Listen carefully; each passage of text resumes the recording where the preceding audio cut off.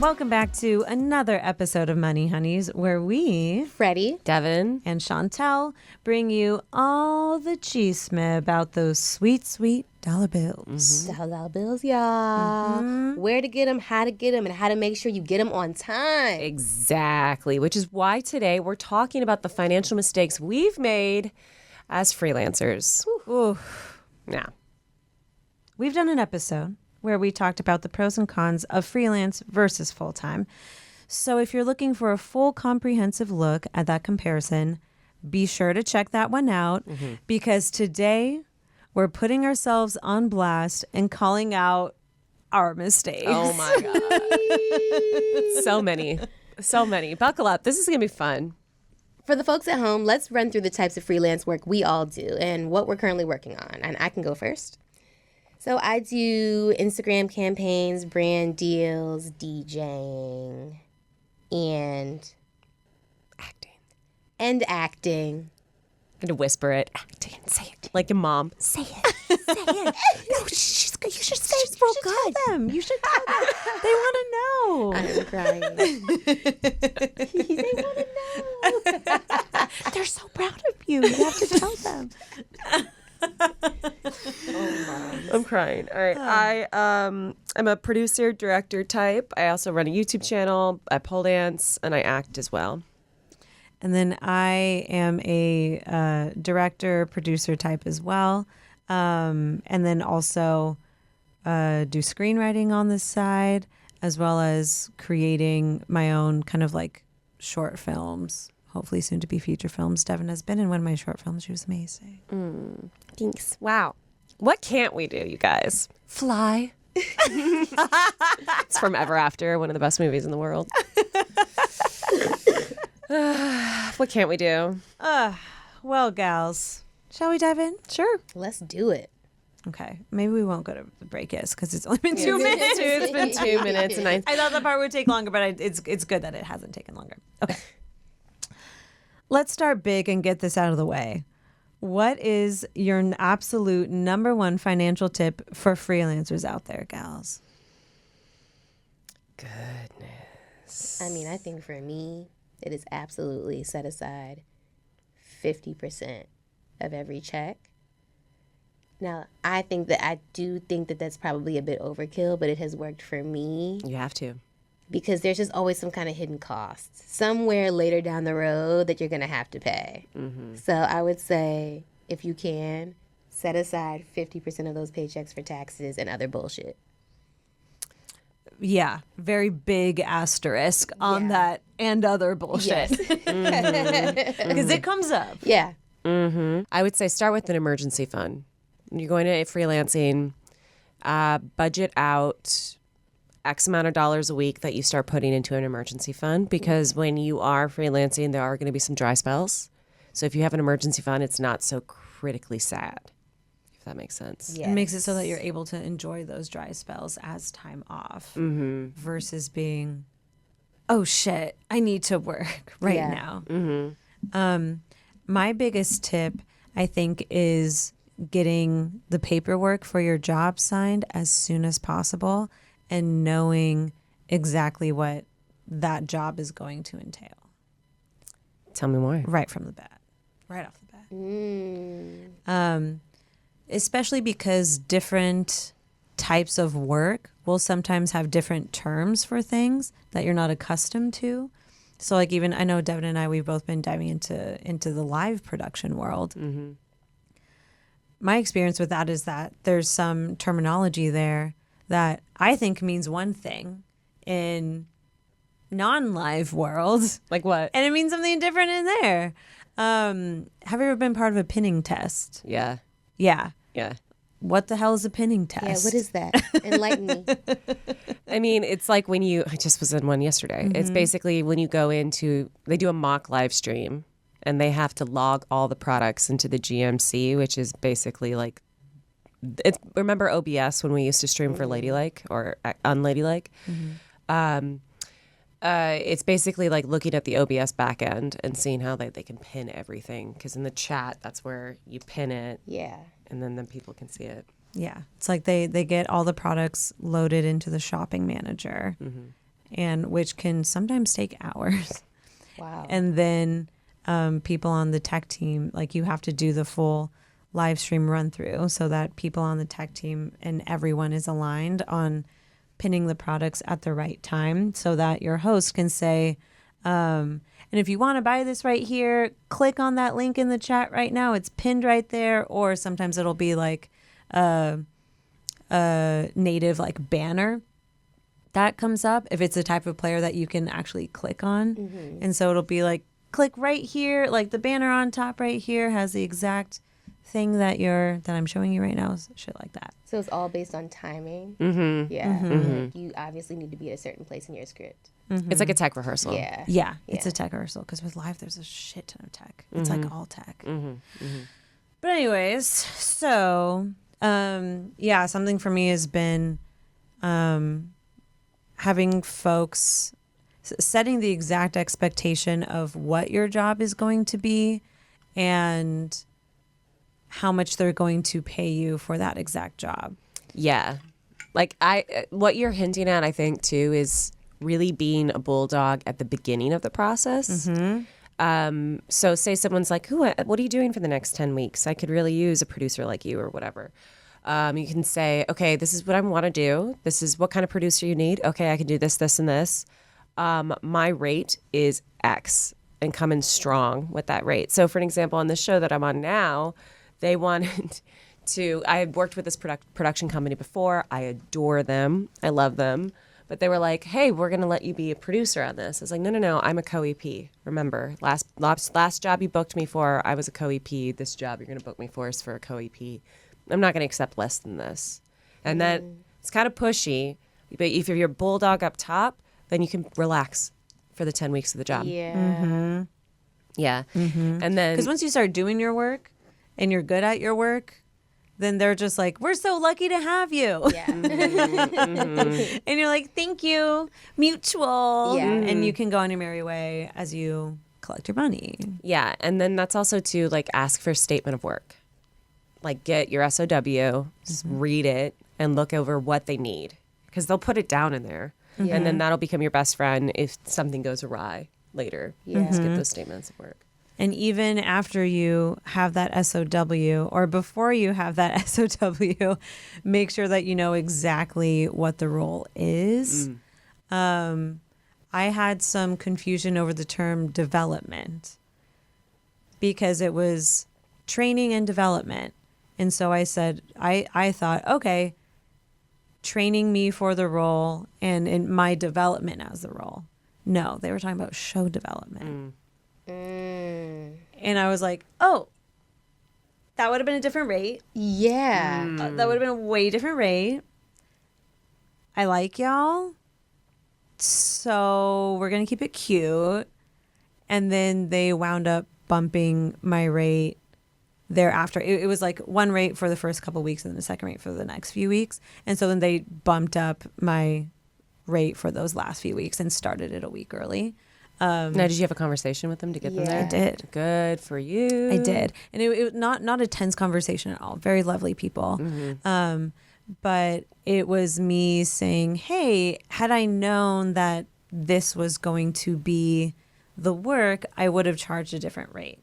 And because they were incredibly nice people, they felt bad. And they were like, oh, we see where the confusion was. We understand that confusion.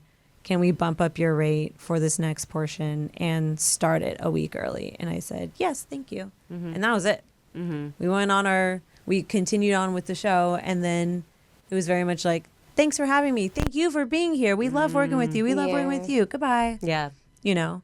But so that was a big learning, is truly dissecting every single word that is presented to you, because a lot of times it is very on the fly of like, hey, what are you up to? Like, we need someone, exactly what you said, Dev, exactly what you said of, hey, we're looking for someone like you for the next 2 weeks. Do you have time? And then it's like, okay, yes. What is this? What is, can you accommodate my rate? What are the expectations? Are you New York hours? Are you LA hours? Are you, all that stuff. Right. In our work, creative or producing, there's so many different types of producers. Do you need a line producer? Do you need a creative producer? Do you need blah, blah, blah, blah, blah? Do you need a talent producer? Do you need whatever? Like, what kind of work is it? So that's why I think we have trained ourselves to be very clean and clear up top, because you can get into a job and they're like, no, actually, it's expected that you do this, this, and this, this. And also asking how much support you're going to get. Absolutely. Do I get an AP? Do I not? Do I have any, that kind of thing is huge. And then even with different companies. So I freelanced for like digital companies like Attention and Refinery 29 and stuff like that. I've also freelanced for people who were making stuff kind of on their own or with like a celeb attached or something like that. But it was very much through just kind of on their own. And there's times even with companies, and I really do like freelancing with like full companies. But even times with that where it's like, okay, yeah, can you start this week?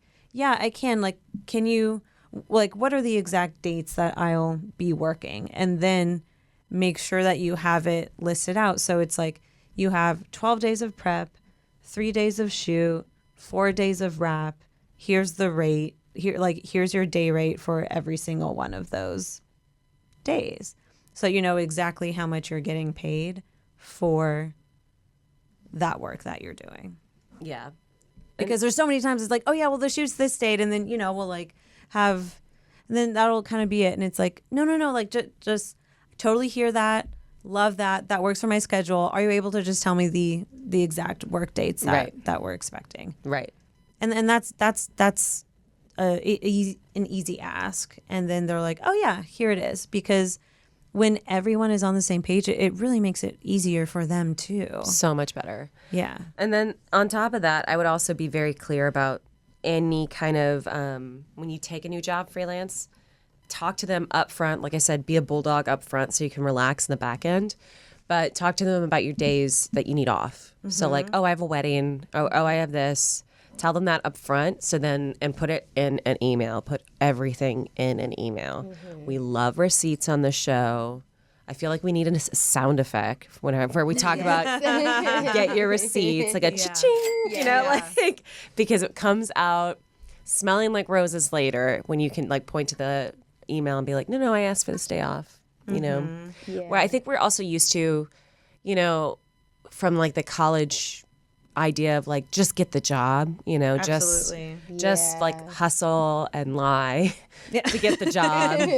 No, you didn't lie? Yeah. Okay, so that was a me thing. But no, be upfront and be honest. And to that end, sometimes I will flat out be like, hey, I'm going to double dip. And which means take 2 freelance jobs at once. And then that way you can negotiate. If you tell them that up front, they much appreciate it rather than you double dipping and trying to manage your time and then they find out. Yeah. Absolutely. Like even for this one gig that I'm on now, they said, can you start on such and such date? And I said, I'm going to be completely transparent. I'm on another show. It wraps on this date 4 days later. So the options are either I try to take on some of your work as I'm wrapping that job out, or I can start after that job is done. And they said, okay, got it. We'll have you start after the job's done. Right. And I said, okay, cool. Yeah.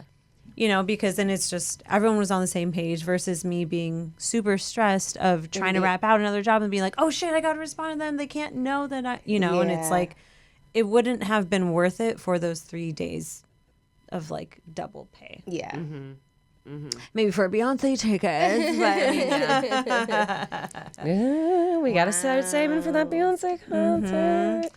Well, talk to me about contracts, Fred, because I know that you've been presented with contracts before for these brand deals. Yeah. I'm trying to think, like, pretty much I have been blessed to have a team and a lawyer on my side who, like, will review everything and look everything over in addition to me reading that fine print and those fine lines.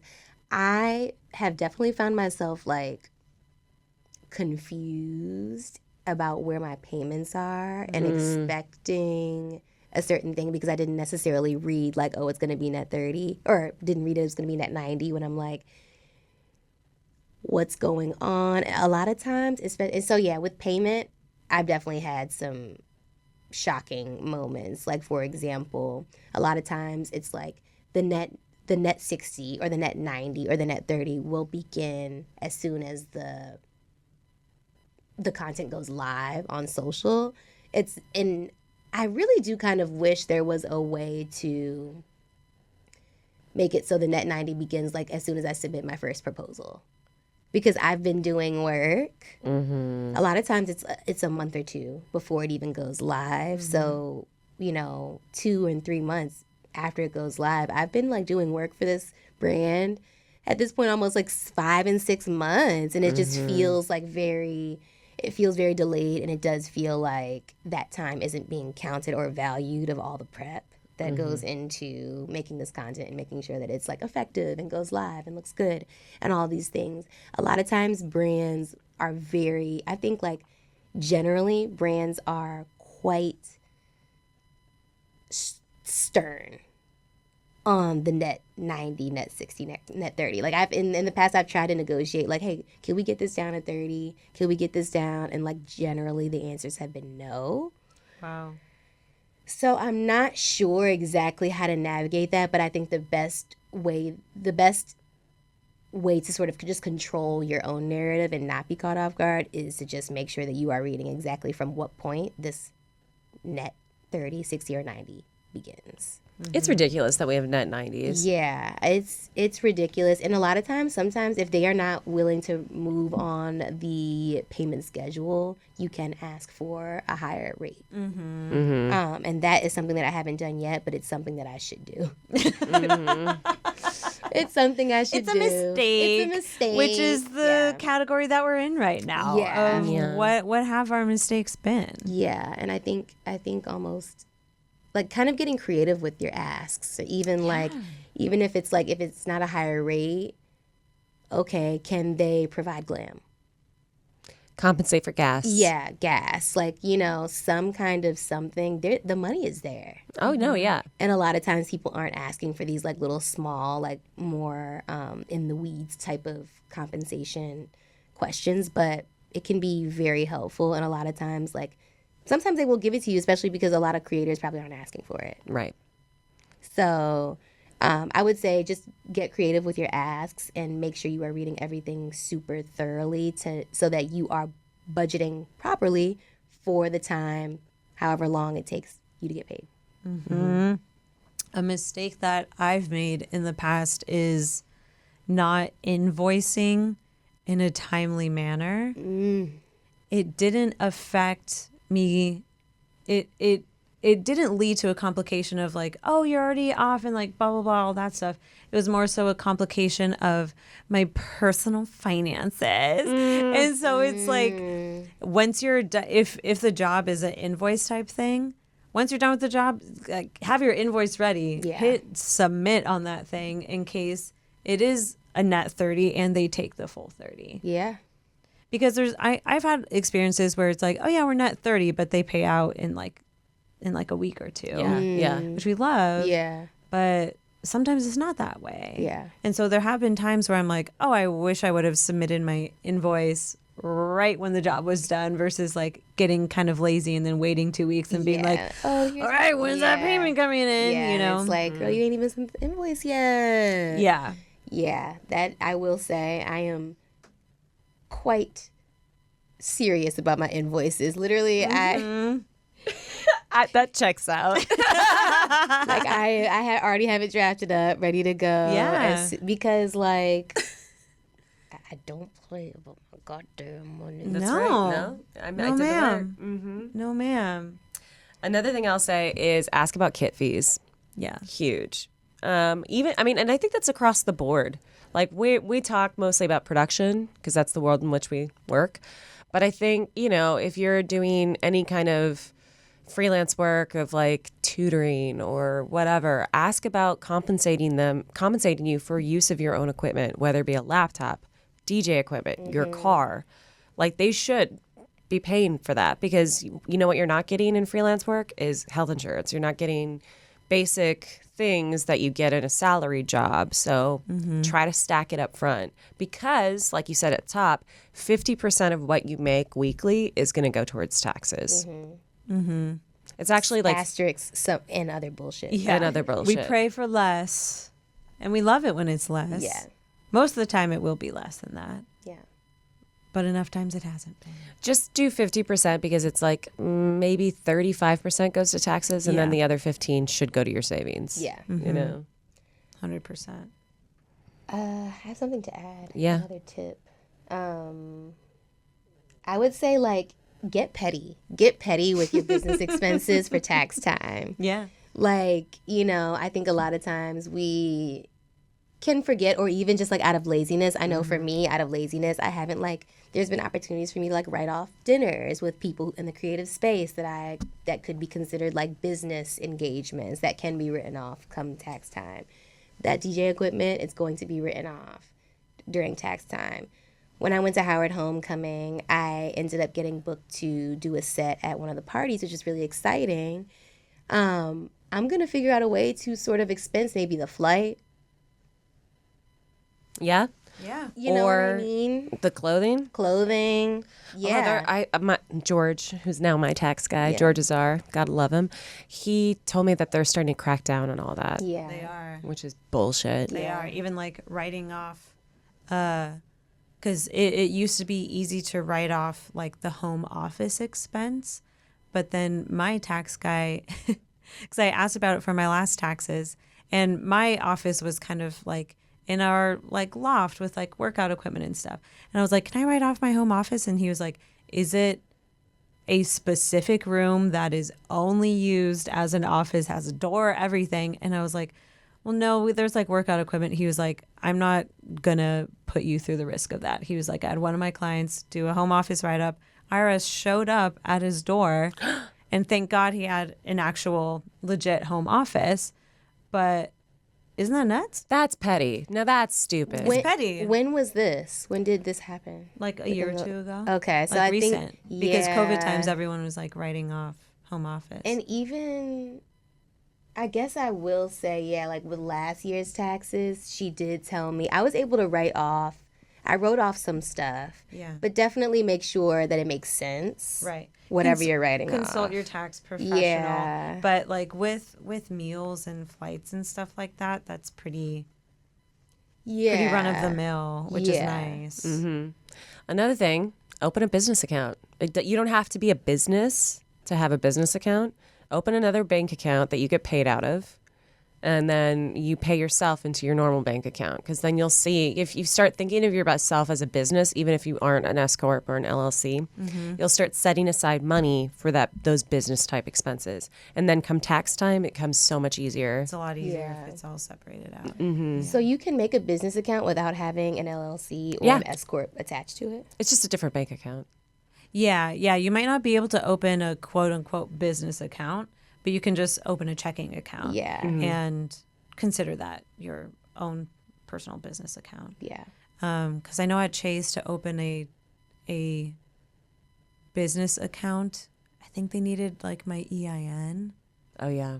Yeah, that makes sense. Which is like the social security number for your business. Ironically, I'm going to head out of the pod early. Oh, my God. Because I have a meeting for one of my freelance jobs. Is this a rap meeting? Tell us a little bit more what kind of meeting this is. This is a talent meeting. Ooh. I'm already on to my next thing. So you're meeting the talent. Meeting the talent. Okay. For the first time. All right. Wow. One of 3. Okay. And they seem lovely. Yeah, it's going to be great. Yeah. Well, good luck. Have a great meeting. Thanks, gals.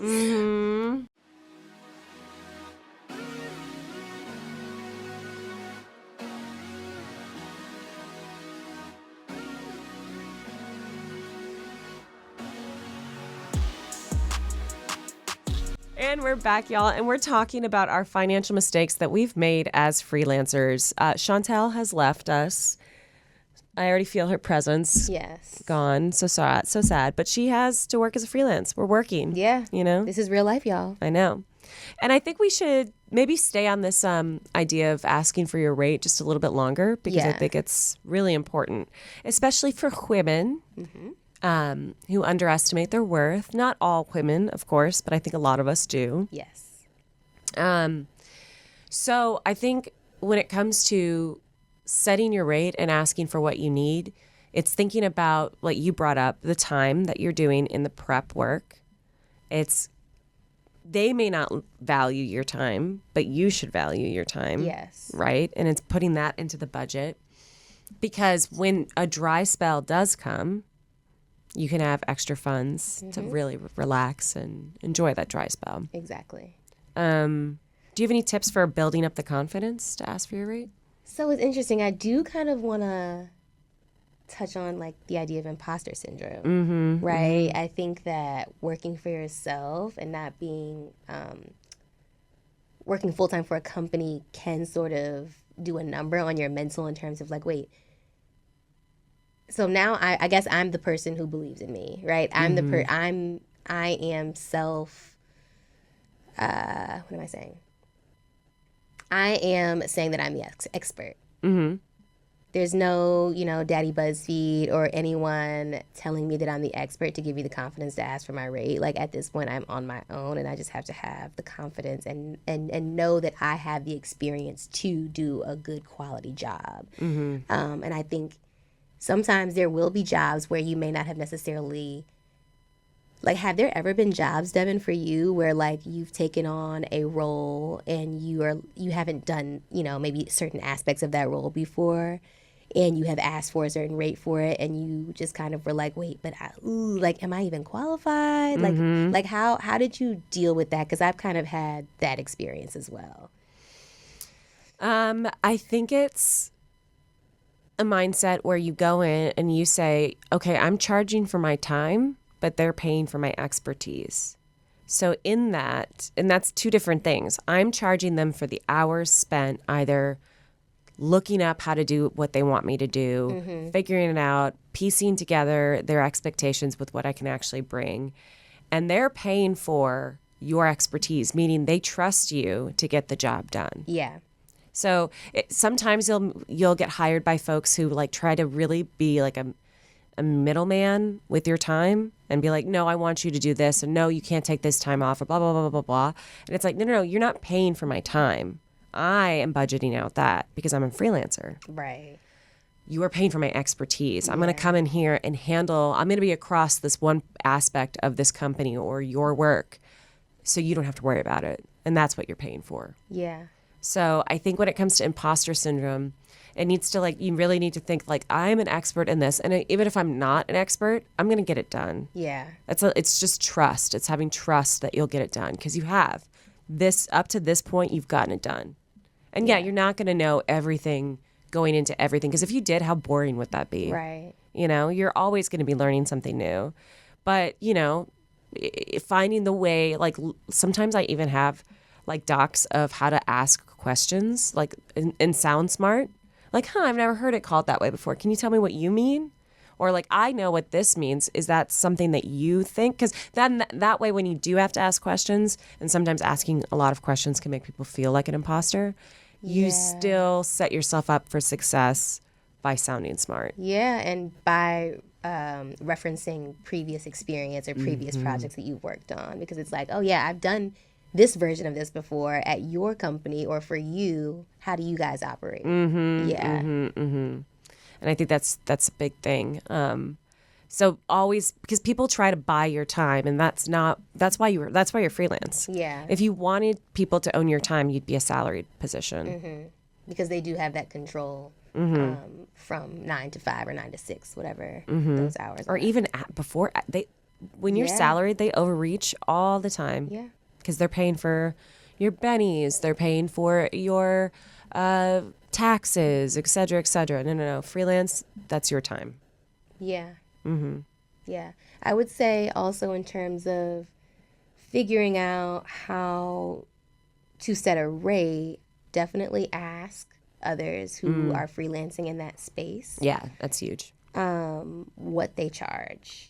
I think it's so interesting. I actually saw a tweet the other day of this photographer, and she tweeted something like,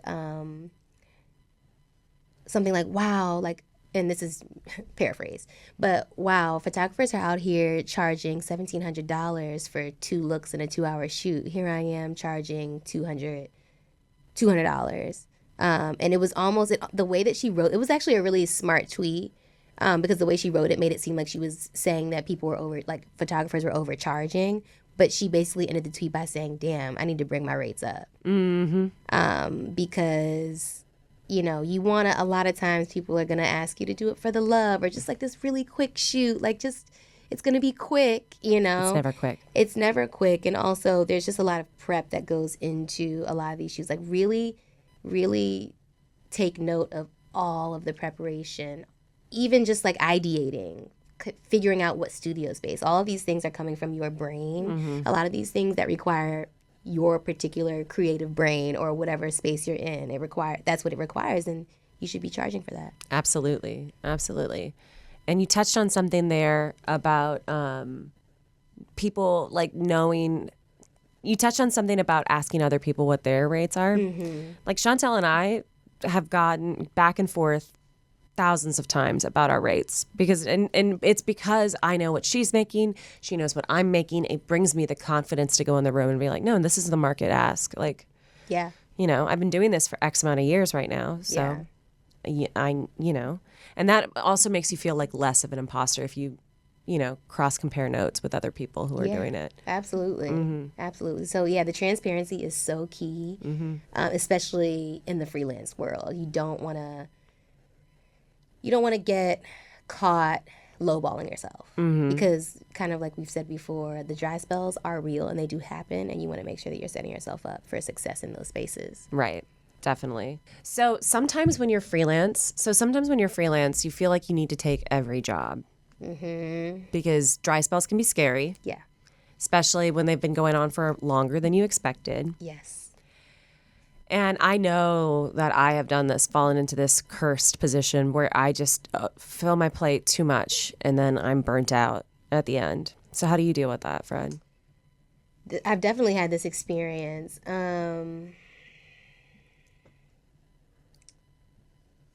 So I think that my first go-to is, instead of stressing myself out and feeling beholden to deadlines that were agreed on, you know, in the initial terms of these jobs, I have definitely gone back to them and said, hey, life has gotten a little out of my control.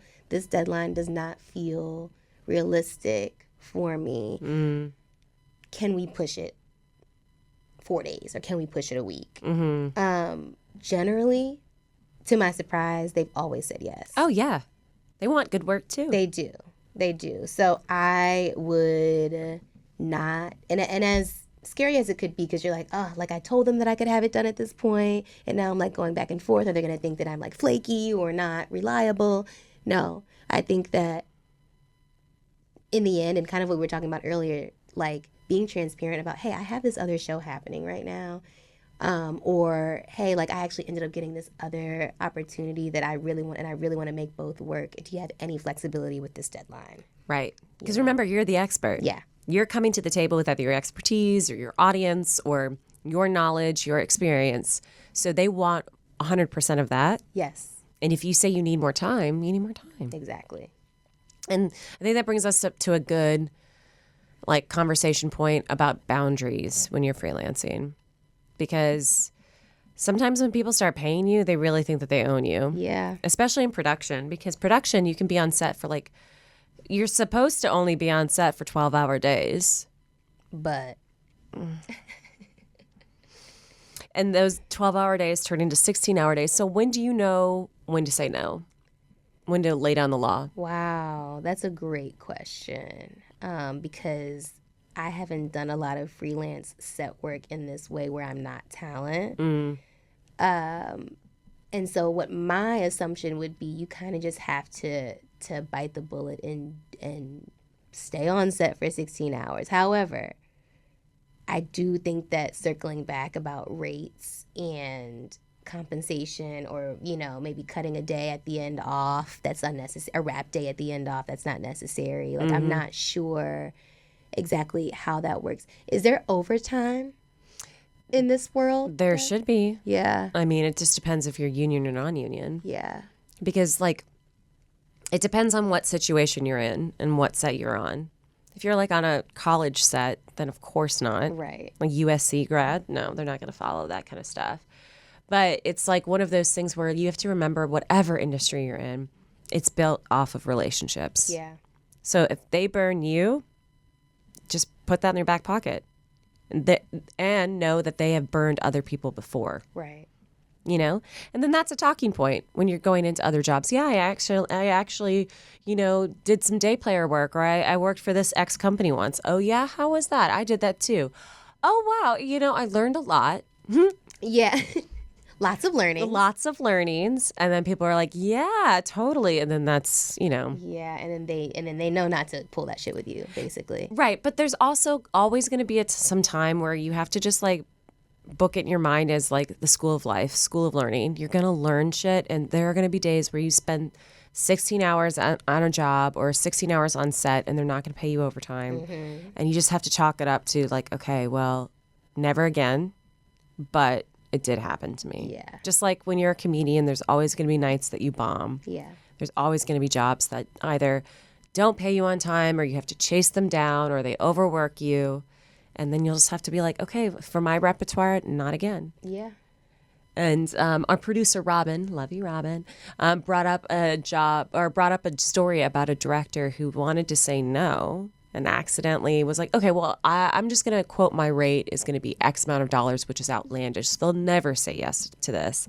And then they did. Ooh. So knowing that, Fred, what's the dollar amount? Say there's a brand or a job that you never want to work for again. Mm-hmm. What is the dollar amount that would make you turn back around and be like, okay? Ooh, great question. Now let's just imagine that this is a 10-week job. Okay. Ooh, that's a long time too. Mm-hmm. That's a long time to be dealing with a company or brand that is not your first choice. Mm-hmm. I would say day rate wise, or... Yeah, let's do day rate.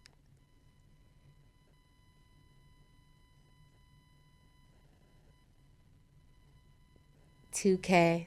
$2K a day? Yeah. I mean, that's great. That to me, that makes me feel like, okay, I guess I'll deal with some bullshit for 10 weeks if I'm getting $2K. I mean, even $1,500, yes. Nothing less than that, though. Right. Because this is a long time, and your mental health is really important, and you want to make sure that, like, at least you're coming out of this. If it's going to be a bad experience, at least you're coming out of it with something to show for it. I don't necessarily know if it's worth it at the end of the day versus, you know, taking on two additional, like, jobs that add up to that amount. You know what I mean? But they're for brands or companies that you actually enjoy working with or who respect you and your time. Mm-hmm. Like, I would definitely weigh my options there. Mm-hmm. But if there were no other options and they really wanted to work with me, that's been the case before. There's been a brand that really wanted to work with me, but they submitted a creative brief for a campaign, and I just, like, wasn't moved by the brief. I was just like, I just don't know if this feels, like, organic enough. I don't know if it feels like, and so I turned it down. And it was for a decent amount. It was it was like a $20K deal. And also, too, the turnaround was really quick. That's what it was. I was like, I don't really like the brief, and also this is like a lot of rushed work, and I was just like, I don't really. This was when I was able to. I had a lot of work options, so I was able to really pick and choose, which is not the case now. But then they came back around and offered me $10K more, and were like, we really want to work with you, and I was like, okay, fine. I mean, yeah. And I was like, and I didn't just say, okay, fine. I was like, well, this is great, and also please let me get weird. Let me, like, be fun. Let me, because it was very just, like... Basic. And I was like, and you would think that, like, doing basic work should be a good thing because it's like, oh, I'm getting paid a lot to do something very minimal and basic, but that's just not my vibe. Like, I really want to showcase my personality in any of the content that I create, because that's also why they're coming to me. Right. You know? Right. So, yeah, I think it's important to like set those boundaries and set those expectations. And they let me get weird, and it was actually one of my favorite shoots. Oh, good. Yeah. Well, also think about, like you said, like for that dollar amount, say if they gave you $30K, right? That's enough money for you to take a month off. Yeah. So even if it's a job, back to the 10-week example, I think I would accept $1,000 to $1,500 a day. Mm-hmm. And probably a little bit more. Let's say $1,200 to $2K a day. Because if you think about $2K a day, that's $10,000 a week. 10 weeks, that's $100,000. Oh, it is. Mm-hmm. That's life-changing. That's life-changing money. It's also like money you can take some time off. So even if it's the worst job in the world, which you never want to be in that position, you could take a month or two off afterwards. And just to decompress. Take yourself on a little trip. That's right. Yeah. That's right. So think about it that way. Like, how much money would I accept so that I can get budget for time off after if this is a bad job? That's such a good point, Dev. Mm-hmm. Yeah. Mm-hmm. So those are mostly our biggest mistakes. I'm sure we'll make more. Yeah, and we will circle back with a part 2 once we have a list of all of our new mistakes that we've made. Yeah, but if you haven't, check us out on Instagram at Money Honey's Podcast. Submit your questions for us about freelance work there, because I mean we're freelancing inevitably or indefinitely. So just ask us your questions because we're still learning, and we're also pivoting in our careers this way and that to become bigger and better. So, it's always just a school of life over here. So let us know what you're thinking, and check us out on Instagram. Check us out on Twitter at Freddie. Are you at Freddie Ransom? So on Twitter, I have so many screen names. So on Twitter, I'm at ransom_note. On Instagram, at Freddie. Mm-hmm. On TikTok, Young Fred 90. Where did that come from? I know where Young Fred came from. Yeah.